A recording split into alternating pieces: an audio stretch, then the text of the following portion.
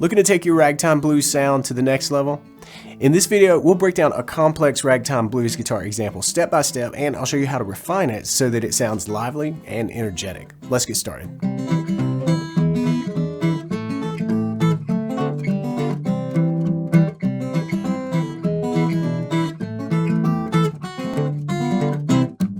There's a punch to this example. There's a bounce to it.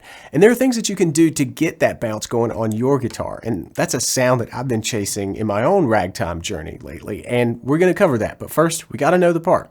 So let's take things one step at a time, slow things way down, and ignore the fancy techniques at play here, and focus solely on the picking pattern behind our example. Our first measure is over a C major chord, and our thumb is going to play a 5-4-5-4 alternating bass line. And on top, we're going to play 1 and 2 and 3 and 4. All right, so we didn't play on the and of 3 there. What we did is just played the top 3 strings in ascending order twice. We varied the rhythm a little bit. We're going to unpack that right now. We're playing on top of the beat with that 3rd string, and then 2nd string is by itself. Beat 2 is a pinch with that open 1st string and the bass, now at the 4th string. Then open 3rd string, and then we've got pinch, pinch. All right, so here it is, again, without any of the ragtime fanciness.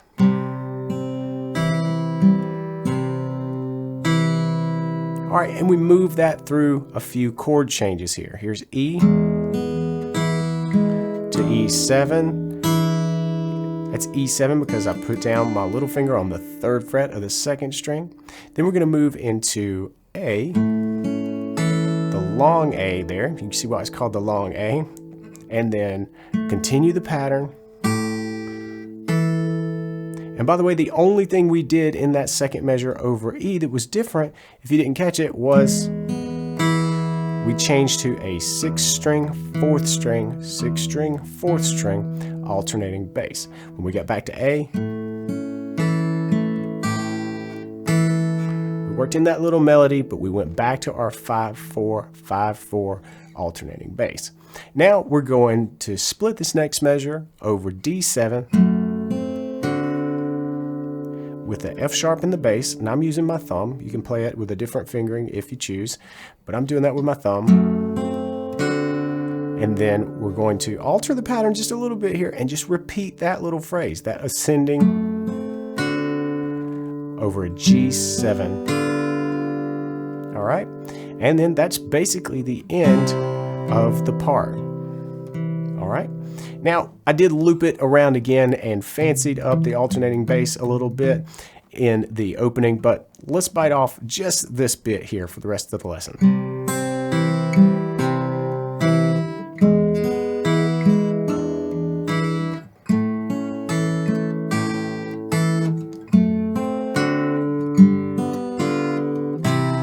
It pays to learn the pattern slowly. So slowly, in fact, that you almost can't make a mistake. And this is hard for me because I naturally overestimate my own ability, and I think I can just download a song into my fingers straight onto my guitar at performance tempo without any mistakes, but that rarely happens, especially in ragtime.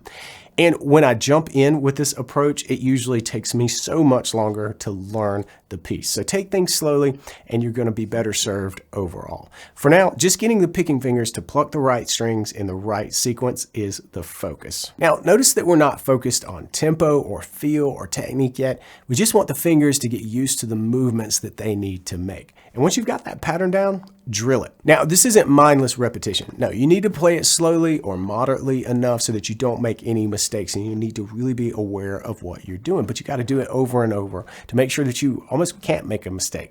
Then increase the tempo, but do so with the same focus and the same goal of having no mistakes. And this can happen in one single practice session or over several practice sessions, and that just depends on where you are as a picker. We're not looking to practice until we get it right. We're looking to practice until we can't get it wrong. But now that we have the pattern down, we've got to start adding some of that cool bounce. This is the stuff that makes ragtime so cool sounding, but it is so hard to pull off. But it makes all the difference. Let's first talk about the important technique of muting. It's really easy to overlook the fret hand's job when it comes to muting. We often think about muting as, chopping out the strings or palm mutes, right? But we can do a lot right on the fretboard. Notice what I did there. We're just going to look at the C major part of this pattern. Again, it just repeats and cycles through the chords. But what we're going to do is notice that I want to mute the strings right on top, right after beat 2, before we go to the end of 2 even. So already this has got some lift to it. You can feel that wanting to go somewhere. Just because we're kind of popping once we get to the top. We've got this ascending melody line.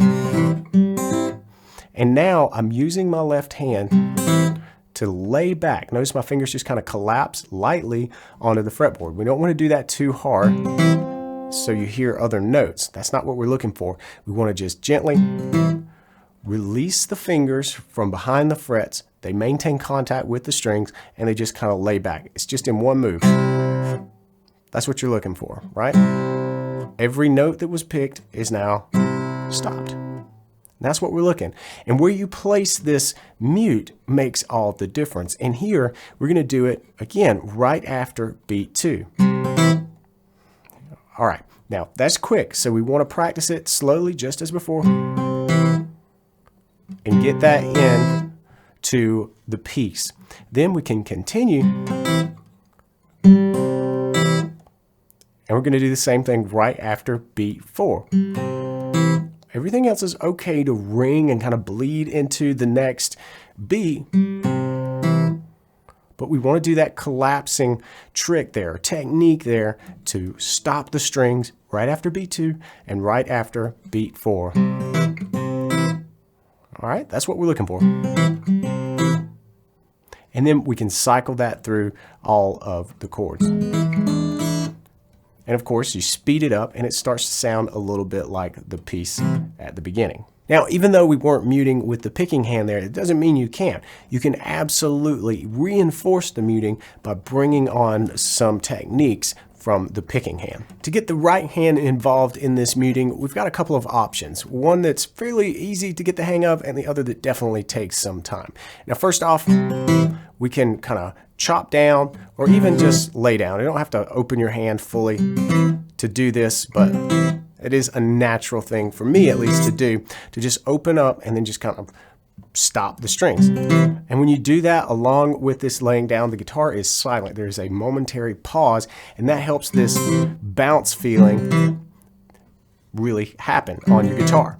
Now the other thing that you can do is, like I said, a little more advanced, but after you pluck the first string and we want to pause it, we don't have to get the whole picking hand involved. What we can do, I'll let that third string ring there, but we can come back to the top of the first string with the finger that was plucking it. In this case, that is the ring finger, and just rest it, right? If we just do that, that's all we're doing. And it stops the string. And when you combine it with what we're doing on the fretboard as far as muting goes, there's silence. And that's what we're looking for. Muting the right notes at the right time really contributes to the energy of the piece, creates a lot of momentum. But there's one more very important piece that we have to tackle, the swing.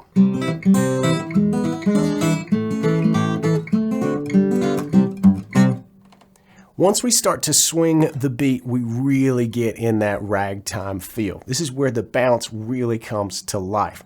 And it's all about what we do in between the main beats. Remember, our thumb is keeping the bass 1, 2, 3, 4, but we've got notes in between. Right here, there's one on the end of 1, and then on the end of 2. Now listen to what we get when we play this straight with nice and even spacing, especially when it comes to those in-between notes. 1 and 2 and 3, 4.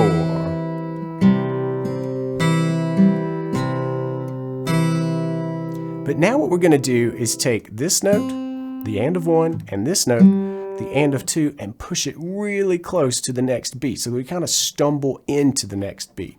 Listen to the difference.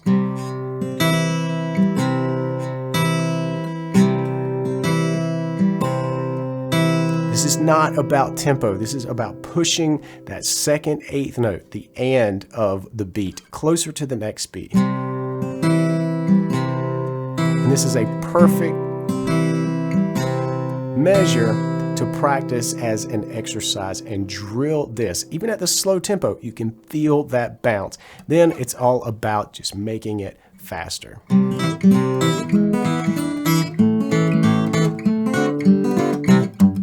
With that muting, of course. When you get all of these things to work together, you really get close to the bounce of players like Blind Blake. And I say close because I feel like I'm always moving forward with my bounce, but I'm never quite getting there, especially when you compare yourself to the master, Blind Blake. And I'm okay with that. I enjoy the journey and I enjoy the craftsmanship that it takes to continually refine this sound. But if the picking in this lesson has you frustrated or you're not quite ready to reach for a bounce yet, then you should definitely check out my finger picking quick start. It's a free resource that will help train your fingers to obey using a ground up approach so that you can tackle tough parts like the one in this lesson with a bit more confidence. You can grab your copy at the link right over here, and I'll see you in the next lesson. Until then, practice smart and play on.